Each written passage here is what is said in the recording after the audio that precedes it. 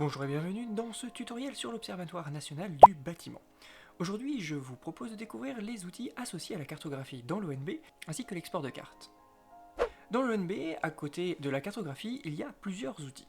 Le premier d'entre eux, c'est la navigation sur la carte. Cet outil, lorsque vous le sélectionnez ici à gauche, vous permet tout simplement de déplacer la carte. Le deuxième outil est l'identification des entités. Lorsque vous sélectionnez cet outil et que vous allez cliquer sur un bâtiment, une petite fenêtre s'ouvre et vous donne les principales indications concernant ce bâtiment. Vous pouvez ensuite demander à voir le détail, et un tableau de bord sur lequel on reviendra dans une prochaine vidéo vous donne le détail spécifiquement pour ce bâtiment. Le troisième outil vous permet de mesurer une longueur. Pour ce faire, il vous suffit de cliquer sur la carte, de définir différents points de ce que vous souhaitez mesurer, et de terminer par un clic droit pour clôturer votre ligne.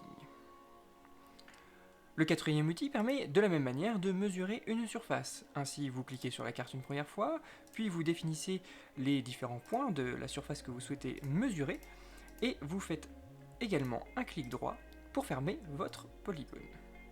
Le cinquième outil vous permet de zoomer sur une emprise. Pour ce faire, lorsque l'outil est sélectionné, vous faites un clic gauche et un cadre apparaît, et l'outil va vous permettre de zoomer exactement sur ce cadre. Et ainsi, vous pouvez zoomer sur des zones très spécifiques, sans forcément passer uniquement par la molette de votre souris. Le sixième outil est une carte de situation.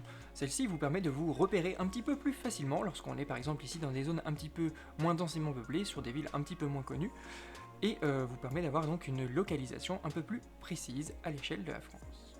Le septième outil est une petite barre d'échelle qui vient vous renseigner un petit peu sur tout simplement l'échelle de votre carte et vous donner quelques notions de distance lorsque vous explorez la cartographie de l'ONB. Sous la liste des attributs, vous avez également un onglet fond de carte qui vous est proposé et qui vous propose 5 fonds de carte différents. L'OpenStreetMap classique, une vue paysage, une vue orthophoto IGN, utile pour avoir des vues satellites, une vue sombre et une vue monochrome à adapter selon vos besoins. Pour chacun de ces calques, vous pouvez gérer sa visibilité, afficher ou non la toponymie, le relief et le cadastre. Enfin, dernier outil, l'export de carte. Cet outil est particulièrement intéressant si vous souhaitez exporter une des vues que vous avez dans l'ONB. Pour ce faire, vous cliquez ici sur télécharger la carte en bas à gauche de votre écran.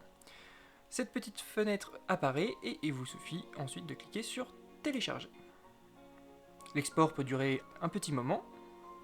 Une fois l'export achevé, une fenêtre vous invite à enregistrer la carte sur votre ordinateur. Et voici le résultat, vous avez donc bien la carte, sa légende, ainsi qu'un petit graphique récapitulant l'ensemble des valeurs du périmètre actuellement sélectionné, dans mon cas, le périmètre de la métropole de Saint-Étienne. Ce sera tout pour les outils et l'export de cartes depuis l'ONB. On se retrouve bientôt pour parler de la table attributaire. Merci et à bientôt.